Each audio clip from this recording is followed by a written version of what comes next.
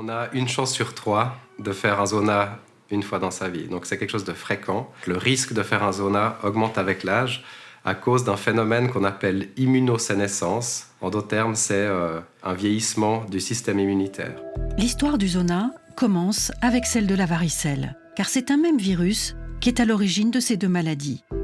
Au début de la vie, ce virus contamine souvent le jeune enfant par voie aérienne. C'est la primo-infection de la varicelle, maladie très contagieuse, fièvre, boutons un peu partout. Le virus se dissémine via le sang.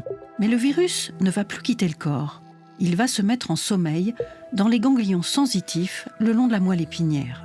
À la faveur d'une baisse de l'immunité, il pourra un jour se réactiver sous forme d'un zona. Le virus migrera alors le long des terminaisons nerveuses et ressurgira sur la peau, mais cette fois sous forme d'une éruption localisée sur une seule zone et un seul côté du corps. Pour lutter contre ce même virus, il existe 2 vaccins qui sont recommandés aujourd'hui en Suisse.